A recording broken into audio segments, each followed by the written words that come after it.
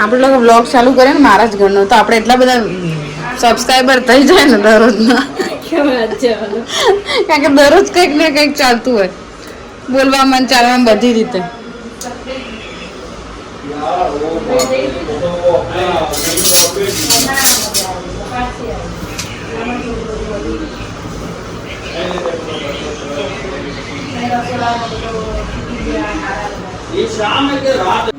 Hi guys તો અહીંયા બસ પાણીપુરીની start થઈ ગઈ છે. ધ્વનિ મસ્તન પાણીપુરીનો મસાલો કરી રહી છે. હવે જોઈએ મસાલો કેવો થાય છે. એટલે કે સારો જ થાય છે. રસોઈ બધી સરસ જ બનાવે છે. પણ આજે પાણીપુરીનો પ્રોગ્રામ બનાવ્યો છે. બસ હવે વેટ થઈ રહી છે પાણીપુરીની કે કેવી બને છે. પાણીપુરી માવો રેડી કરે છે. જોઈ શકો છો તમે. ધ્વનિ હાય કહી દે. હાય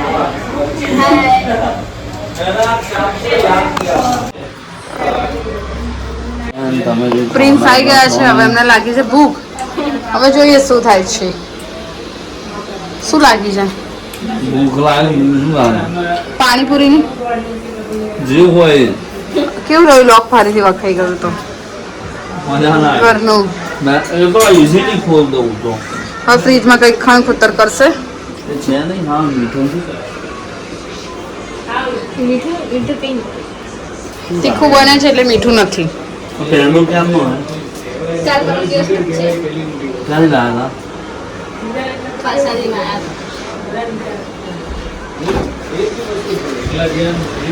મારી મમ્મી છે. આ પ્રકાશભાઈ છે. પ્રશાંતભાઈ આ વંશ તો અહીંયા પાણીપુરીનો મસાલો ટેસ્ટ થઈ રહ્યો છે. હવે પ્લીઝ કે શું છે? ખાલી એમ કરતા નહીં. આ બધું પાણીપુરી પૂરી હોય.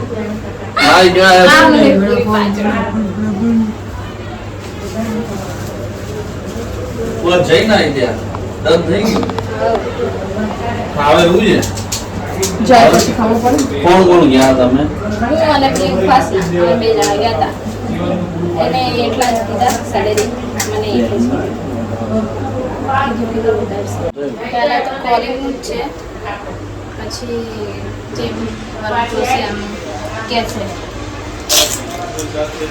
નમક સંચળ લીંબુ Everything is okay. Okay. Everybody તો આપણે કહેવાય. Everything is okay. તીખું તીખું ના પાણી તીખું છે. ના તો રહે દે. તીખી ચટણી અલગથી નાખજો જનરલી. અરે તીખી ચટણી અહીંયા છે. Everything is okay. બોલ બાલ ધરી જાય. પકોડીઓ કઈ કઈ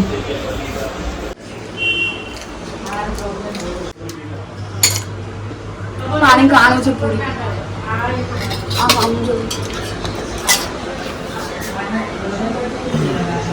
તીખું કે ભાઈ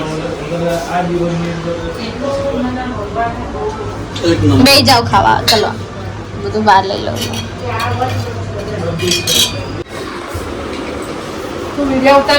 ગિલામાં શું મીઠું કાશું?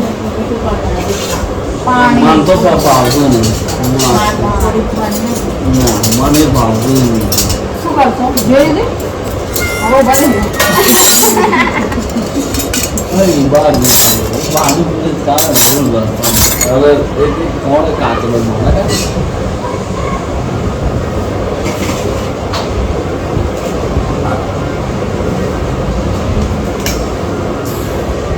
વધે છે પેલા.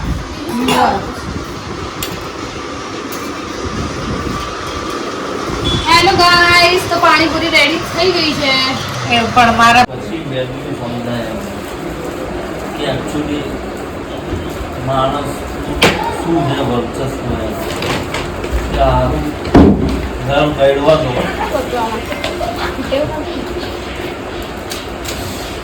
એ ઘેર કરવા ગમતું જ નહીં.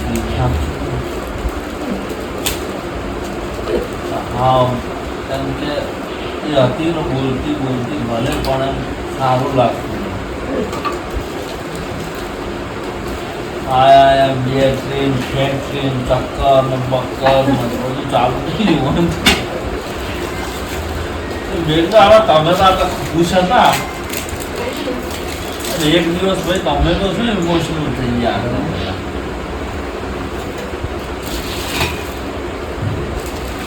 દવાખાને ગોળીઓ લીધી પછી હું લાવ્યો જ લેનો ભાઈ મમ્મી આવી ભાઈ દવા શું જરૂર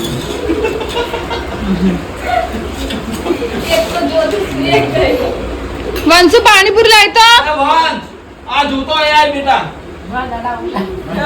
પપ્પા પપ્પા આમ પેકેટ કરો ને તો એ બહાર જશે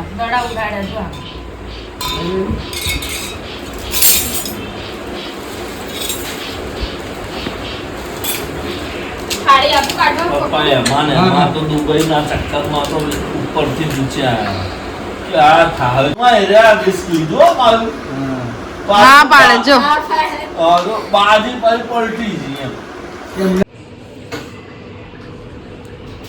તો બસ અહીં મારા મમ્મીના ઘરેથી અમે પાણીપુરીને બધું ખાઈને આવ્યા હવે ઘરે આવીને થોડું કામ કરીશું દીવાબત્તી કર્યા અને હવે કરીશું ફ્રૂટ સમારીશું કારણ કે સવારમાં તો એવું કશો ટાઈમ મળતો જ નથી તો રાત્રે થોડું એક્સ્ટ્રા કરી દઈએ છીએ આ બધું તો સમારીને મૂકી દઈએ ફ્રીજમાં અને ગમે ત્યારે ખાવું હોય તો ખાઈ શકાય તો બસ હવે ભગવાનને પહેલાં ભોગ લગાડીશ મારા ઘરમાં કોઈ બી ફ્રૂટ આવે કોઈ બી નવી વસ્તુ આવે તો સૌથી પહેલાં હું ભગવાનને ભોગ લગાવું છું કારણ કે મારા મમ્મીના ત્યાંથી જ અમને એવી આદત છે એટલે એવી આદત પડી જ ગઈ છે કે ભગવાન જ્યાં સુધી ના ખાય ત્યાં સુધી આપણને પણ આમ કહેવાય ને જેવી પહેલેથી આદત પડી હોય ને એવી જ રહે તો બસ સૌથી પહેલાં કોઈ બી ફ્રૂટ આવે કોઈ બી વસ્તુ આવે સિઝનનું તો સૌથી પહેલાં હું ભગવાનને ધરાવું અને પછી અમે લોકો ખાઈએ તો બસ અત્યારે વાગી ગયા છે રાતના 11:30 થઈ ગયા હતા તો પણ જે તો કરવાનું છે તો કરવાનું જ છે તો બસ હવે સમારીને મસ્ત મૂકીશ ફ્રીજમાં ભોગ લગાવીને અને સવારમાં ખાઈશું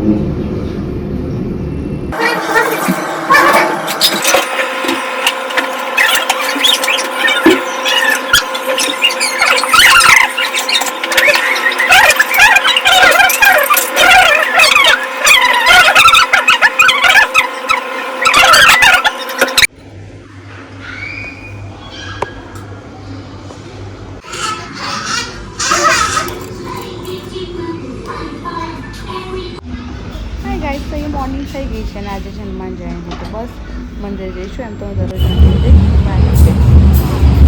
સ્પેશિયલ દિવસ તો બસ સવારમાં આવી મંદિરે જઈ પછી શણગાર કરીશું અને થોડું જે બાકી છે ક્લિનિંગ કામ કરીશ અને બસ દાદાને શણગાર કરીને એમને આજે ભોગ લગાવીશું એમના માટે જેટલું પણ થતું હશે એટલી ભક્તિ તો કરીએ જ છીએ પણ થોડી આજે તો બસ અહીંયા દાદા માટે હાર બનાવીશ અને હા જે બી પાન છે એમાં હું રામ લખીશ કારણ કે રામ તેમને અતિશય લગાવ છે તો બસ આપણે રામ ભગવાનનું નામ લઈને એમને હાર અર્પણ કરીશું અને એમને અમારાથી જેટલું પણ બનશે એટલું હું દાદા માટે આજનો ટાઈમ એમને આમ સ્પેશિયલ કારણ કે એમનો આજે જન્મદિવસ છે તો બને જ નહીં સ્પેશિયલ ડે એમના માટે તો ઓકે ચલો આગળ કન્ટિન્યુ રાખજો કારણ કે હવે મારે દાદા માટે ભોગ બનાવું છે કારણ કે હજુ સુધી મેં કંઈ જ તૈયારી કરી નથી એકલા હાથે બધું કરવું પડે એટલે મેનેજ કરતાં થોડી વાર થાય પણ કરી નાખીએ છીએ કારણ કે હવે વસ્તુની આદત પડી ગઈ છે તો બસ હવે દાદાને મસ્ત બધું પ્રાર્થના કરીશું માતાજી હાર ચડાવી દીધું કારણ કે આજે બહુચરમાંનો જન્મદિવસ પણ છે ચૈત્ર નવરાત્રિ પણ છે અને બસ આવી રીતે બધું કરતા રહીએ છીએ તો સારું લાગે તો હવે આગળ જુઓ તમને બતાવું બધું મારું મંદિર રેડી થઈ ગયું છે કૃષ્ણ ભગવાનને પણ મસ્ત છે રામ ભગવાનને પણ મસ્ત થઈ ગયું છે શાક હવે તેલ આવશે એટલે વઘાર કરીશ પછી શાક થઈ ગયું શાક બટાકાનું અને પૂરી કરીશ ને રસ અને લાડવા બનાવ્યા છે દાદા માટે તો બસ દાદા માટે ભોગ લગાવીશું. અમુક વસ્તુ મને વિડીયોમાં લઈ નથી ગમતી, કારણ કે અમુક વસ્તુ આપણે ભગવાન માટે કરી મને બતાવી નથી ગમતી. પણ ઠીક છે, જેટલું મારા કહેવાય ને મુમેન્ટ બધી મને આમ કેપ્ચર કરી નાખી. કારણ કે આપણે ગમે ત્યારે મેમરી આપણા મગજમાં તો હોય, પણ ગમે ત્યારે ખોલીને પણ જોઈએ તો આપણને એ દિવસ યાદ રહે. તો હું જે મારાથી બનતું હતો એ મંગાવીશ. તો બસ અહીં પૂરી રેડી થઈ ગઈ છે. તો વન્સ જો ભગવાનને જય કરે છે. ઓકે, ચલો બાય. ચેનલને સબસ્ક્રાઈબ કરવાનું. Thank you so much. By.